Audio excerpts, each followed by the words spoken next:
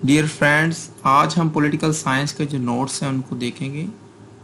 ये जो काफ़ी इम्पोर्टेंट टॉपिक है, थॉमस हॉब्स हो गए, जॉन लॉक और रूसो, इनके सोशल कॉन्ट्रैक्ट थ्योरी और स्टेट ऑफ नेचर, इसकी इम्पोर्टेंस हम अभी डिस्कस करते हैं कितने ज़्यादा ये इम्पोर्टेंट। ये है CSS का 2021 का पेपर है। ये देखिए, इसमें भी ये क्वेश्चन पूछा गया है। डिफरेंस क्या है Rousseau's notion of state of nature और होब्स और लॉक का। इसी तरह 2020 में आप देख लें, उसमें भी ये क्वेश्चन किया गया। ठीक है, सोशल कॉन्ट्रैक्ट जो थ्योरी है होब्स, लॉक और रूसो की, ठीक है, इनकी सोशल कॉन्ट्रैक्ट थ्योरी हो जाए और स्टेट ऑफ नेचर हो जाए, और इसके अलावा जो रूसो की जनरल विल है, इनके मतलब अक्सर पूछा जाता है। ये देखें 2018 है, CSS 2018। ये देखिए, इसमें भी वही चीज़ पूछी कि थॉमस हॉब, जॉन लॉक और रूसो, इनकी स्टेट ऑफ नेचर होगी, सोशल कॉन्ट्रैक्ट। और इसके अलावा ये है CSS 2017, इसमें वही चीज़ पूछी गई है हॉब्स, लॉक और रूसो के बारे में। उसके अलावा ये हो गया CSS 2015, ठीक हो गया, उसमें यही क्वेश्चन किया गया। और 2013, ठीक हो गया, इसमें भी ये देखिए क्वेश्चन पूछा गया। इनकी सोशल कॉन्ट्रैक्ट थ्योरी हो जाए, स्टेट ऑफ नेचर हो जाए, या रूसो की जनरल विल हो जाए, तो इसको मैं बहुत आसान अल्फाज के साथ आपके साथ शेयर करूंगा, तो काइंडली इस वीडियो को लाजमी देखें। चलें शुरू करते हैं। थॉमस हॉब्स क्या थे? ये फर्स्ट पर्सन थे जिन्होंने पॉलिटिकल साइंस को इस तरह डील किया जिस तरह न्यूटन ने फिजिक्स को डील किया। यानी कि हर चीज़ में उन्होंने क्वेश्चन उठाए कि ऐसा क्यों है, क्यों हो रहा है, और ऐसा क्यों होना चाहिए। ठीक हो गया। जिस तरह न्यूटन ने कहा कि भाई सेब ज़मीन पर ही क्यों गिरता है या आसमान की तरफ क्यों नहीं चला जाता, इसी तरह इन्होंने कुछ सवालों के सवालात उठाए और उनके जवाबात देने की कोशिश की। Why we need state and why we should obey the government and to which extent, कि हम एक स्टेट कैसे, क्या होती है, ये कैसे वजूद में आई और हम इसकी ओबे कर क्यों करते हैं। ठीक हो गया। और किस हद तक हमें इसको ओबे करना चाहिए। ठीक हो गया। इन्होंने एक बुक लिखी लेवाइथन, ये MCQ उसके लिए भी इम्पोर्टेंट है। स्टेट ऑफ नेचर, इन्होंने कहा कि जब रियासत का वजूद नहीं था, यानी कि स्टेट का वजूद नहीं था, तो एक स्टेट ऑफ नेचर थी। तो उसमें आदमी की जो जिंदगी थी, life of man is poor, nasty, solitary, brutish and short, और हर बंदा दूसरे के साथ हालत जंग में था। War of every man against every man. ठीक हो गया। तो इस स्टेट ऑफ वार से निकलने के लिए उन्होंने कहा कि आपस में एक सोशल कॉन्ट्रैक्ट करते हैं। ठीक हो गया। एक एग्रीमेंट करते हैं। एग्रीमेंट क्या करते हैं?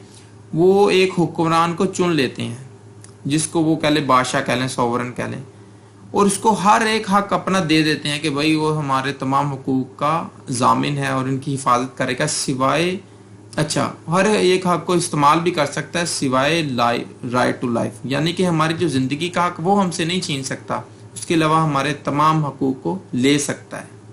ठीक हो गया। आज़ादी हो जाए, प्रॉपर्टी हो जाए, किसी भी किस्म का हक। ठीक हो गया। और उन्होंने कहा कि वो कब रिवॉल्यूशन करेंगे उसके खिलाफ, जब वो उनके राइट टू लाइफ जो है, जिंदा रहने का हक, उसको छीनने की कोशिश करेगा या उन्हें डराएगा इस मुतालिक। व्हेन सॉवरेन किल्स और थ्रेटन्स टू किल देम, तब वो बगावत कर सकते हैं, उसके अलावा वो बगावत नहीं कर सकते। ठीक हो गया।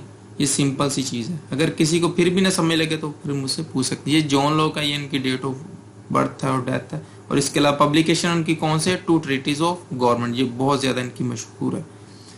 उन्होंने कहा स्टेट ऑफ नेचर के बारे में उनका क्या नजरिया था? Peace, mutual assistance, goodwill and self preservation and law of nature. उन्होंने कहा कि जो उनका नजरिया उनसे थोड़ा डिफरेंट है थॉमस हॉब्स से। जॉन लॉक ने कहा कि जो स्टेट ऑफ नेचर है, यानी कि रियासत के वजूद में आने से पहले इंसान की ज़िंदगी पीसफुल थी, वो एक दूसरे का साथ म्यूचुअल असिस्टेंस करता था, एक दूसरे के दुख दर्द को समझता था, और ज़िंदगी बहुत पुरसुकून थी, क्योंकि हर बंदा लॉ ऑफ नेचर को ओबे करता। लॉ ऑफ नेचर क्यों करता है? क्या कहता है कि हर बंदे को अल्लाह ताला ने पैदा किया है और वही इंसान के हुकूक का जामिन है, वही इन हुकूक को ले सकता है, उसके अलावा कोई पर्सन ये हुकूक नहीं ले सकता।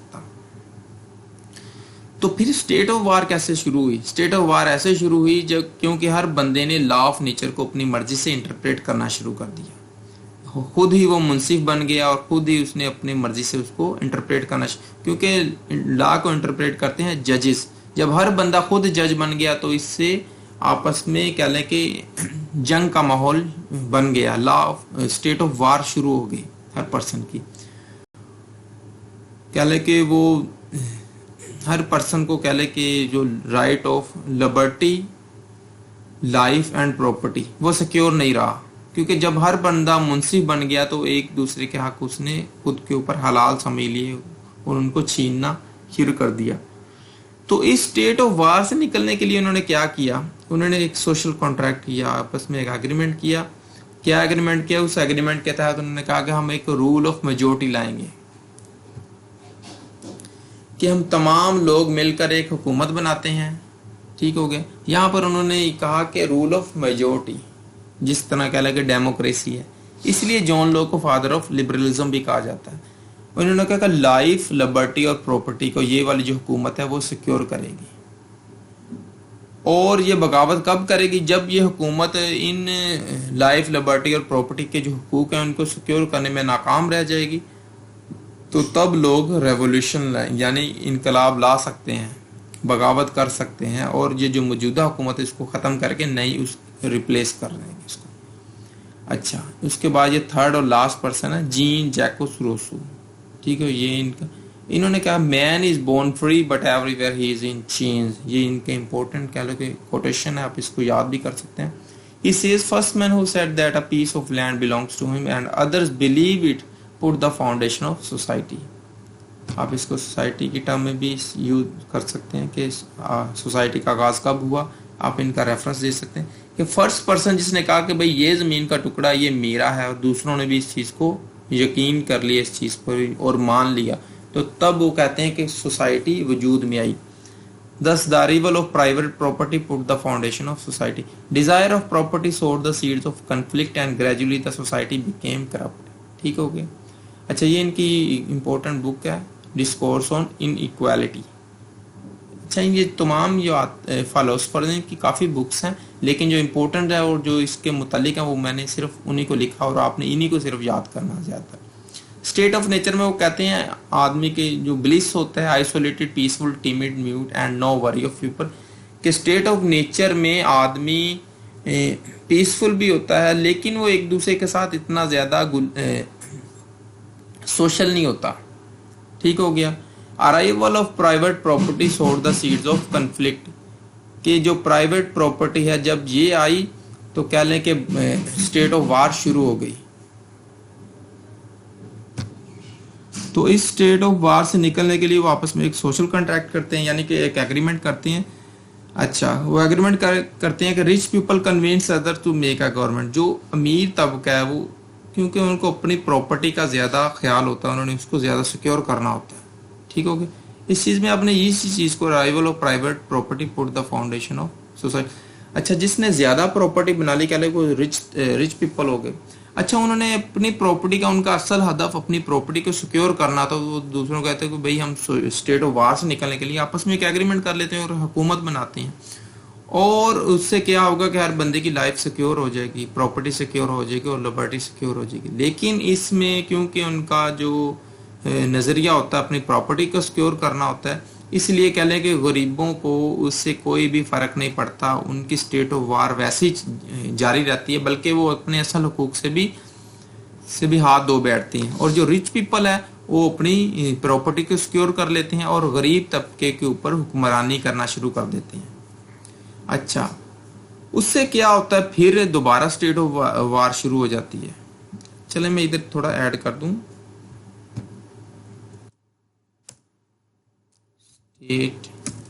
Second state of war. ठीक हो गया। जब वो दोबारा हुक्मरानी शुरू कर देंगे और उनके हुकूक कह लें कि दोबारा से निकल जाएंगे और दोबारा स्टेट ऑफ वार शुरू हो जाएगी। तो इस स्टेट ऑफ वार से निकलने के लिए क्या करेंगे, वो आपस में एक दोबारा एग्रीमेंट करेंगे कि भाई हमें तो जो स्टेट ऑफ नेचर में हम दोबारा जाना चाहते हैं, लेकिन वो जा भी नहीं सकते क्योंकि अब वो सोशल कॉन्ट्रैक्ट एक हो चुका है और प्राइवेट प्रॉपर्टी भी आ चुकी सारा। तो वो पीछे जाना चाहते हैं स्टेट ऑफ नेचर में। तो वो कैसे जाएंगे, वो कहते हैं कि भाई हम इसी यहीं पर रहते हुए मौजूदा दौर में हम स्टेट ऑफ नेचर में जाने के लिए हमें दोबारा एक और एग्रीमेंट करना पड़ेगा, उसको वो कहते हैं जनरल विल। ठीक हो गया, जनरल विल, आप इस चीज़ को लाजमी याद करेंगे। ये जीन जैकब्स रूसो के साथ खास तौर पर मुंसलिक है। इनकी जनरल विल क्या है? Collective will of society, people make rules by themselves. वो कहते हैं कि रिच पीपल रूल नहीं बनाएंगे, ये तमाम की तमाम जो सोसाइटी है, कम्युनिटी है, वो मिलकर रूल बनाएंगे। ठीक हो गया। इसको कह लें कि आप एक एरिस्टोक्रेसी थी, ओलिगार्की यानी कि चंद अशराफिया की हुकूमत, इसको वो खत्म करके कह लें कि एक डेमोक्रेसी टाइप एक हुकूमत बनाएंगे। तो इसको जनरल विल कहा जाता है। आपने इसकी चीज़ को लाजमी याद है। इसमें क्या होगा, तमाम के तमाम लोग जिस तरह डेमोक्रेसी सिस्टम में होता है, तब उन्होंने डेमोक्रेसी वगैरह का वर्ड यूज़ नहीं किया था, लेकिन कह लें कि उसी तरह की तमाम लोग मिलकर एक लेजिस्लेशन बनाएंगे, और जो लेजिस्लेशन होगी वही एक मुल्क का आइन बनाएगी, कवानीन बनाएगी, रूल्स बनाएगी, और इनको इम्प्लीमेंट भी यही करवाएंगे।